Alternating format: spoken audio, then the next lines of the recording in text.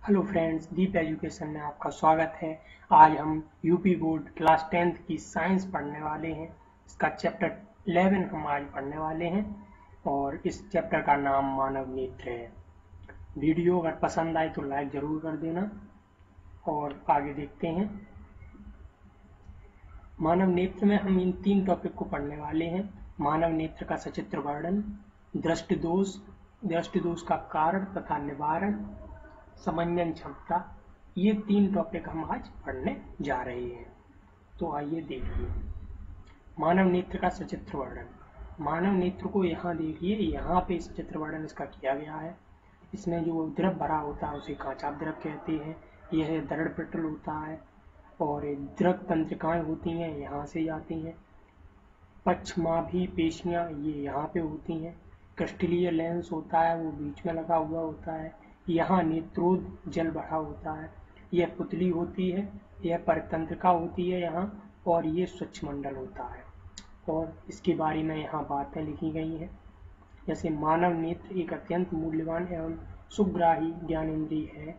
यह हमें इस अद्भुत संसार तथा हमारे चारों ओर के रंगों को देखने योग्य बनाता है। आंखें बंद करके हम वस्तुओं को उनकी गंध, स्वाद, उनके द्वारा उत्पन्न ध्वनि या उनको स्पर्श करके कुछ सीमा तक पहचान सकते हैं। तथापि आंखों को बंद करके रंगों को पहचान पाना असंभव है। इस प्रकार समस्त ज्ञानेंद्रियों में मानव नेत्र सबसे अधिक महत्वपूर्ण है, क्योंकि यह हमें हमारे चारों ओर के रंग बिरंगे संसार को देखने योग्य बनाता है। आगे देखते हैं। मानव नेत्र में प्रतिबिंब का बनना। सर्वप्रथम प्रकाश की किरणें वस्तु पर पड़ती हैं तो परावर्तन के पश्चात जैसे ये नेत्र लेंस से गुजरती हैं तो मानव नेत्र में उपस्थित रेटिना पर पहुंचती हैं तो उस वस्तु का प्रतिबिंब बन जाता है।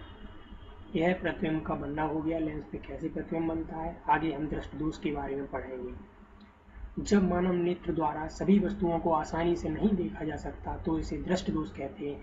सामान्यतः इसे 2 भागों में बांटा गया है। इसका पहला पार्ट है निकट दृष्टि दोष।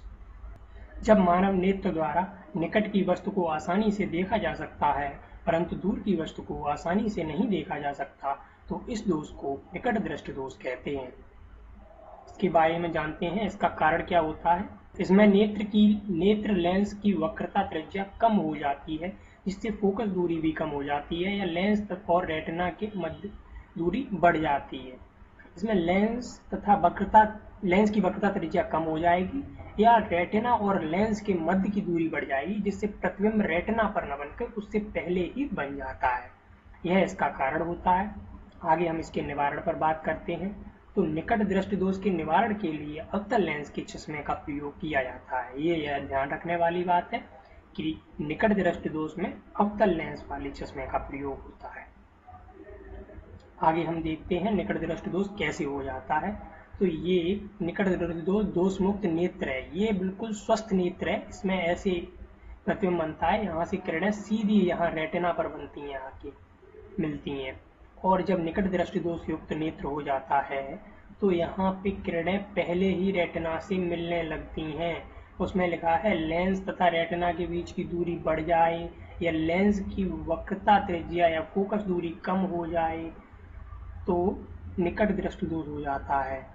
इसे देख के यही प्रतीत होता है कि किरणें रेटिना से पहले मिलती हैं।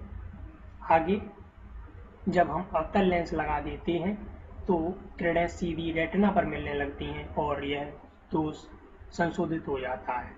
आगे दूसरा दोष देखते हैं, दूर दृष्टि दोष। जब मानव नेत्र द्वारा दूर की वस्तु को आसानी से देखा जा सकता है परंतु निकट की वस्तु को आसानी से नहीं देखा जा सकता तो इस दोष को दूर दृष्टि दोष कहते हैं।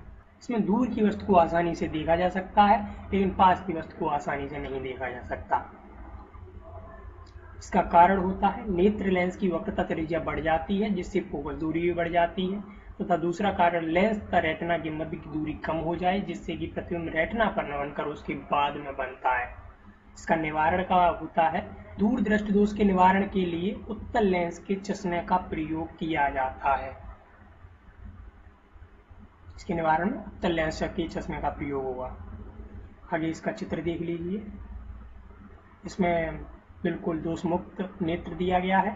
जब निकट दीर्घ दृष्टि दोष या दूर दृष्टि दोष हो जाएगा तो ये रेटिना की आगे किरणें मिलेंगी और प्रतिबिंब ठीक नहीं बनेगा, जिससे कि पास की वस्तु में ठीक दिखाई नहीं देगी। और जब हम उत्तल लेंस लगा देंगे तो ये जो दूर प्रतिबिंब बन रहा था वो पास आ जाएगा थोड़ा और रेटिना पर बनने लगेगा और इसका दृष्टि दोष का संशोधन हो जाएगा।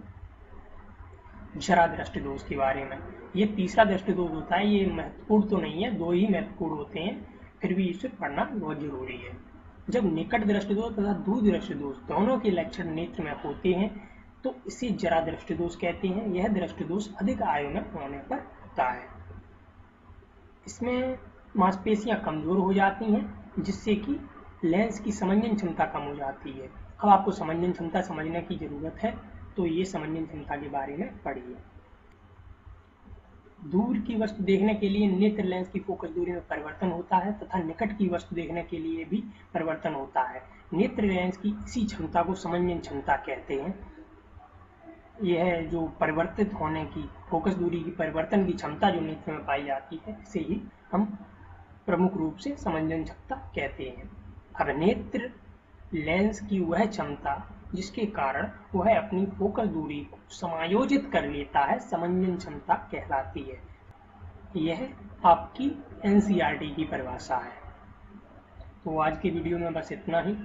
अगर वीडियो पसंद आया हो तो प्लीज़ फ्रेंड्स लाइक कीजिए और चैनल को जितना हो सके उतना शेयर कीजिए। Thank you.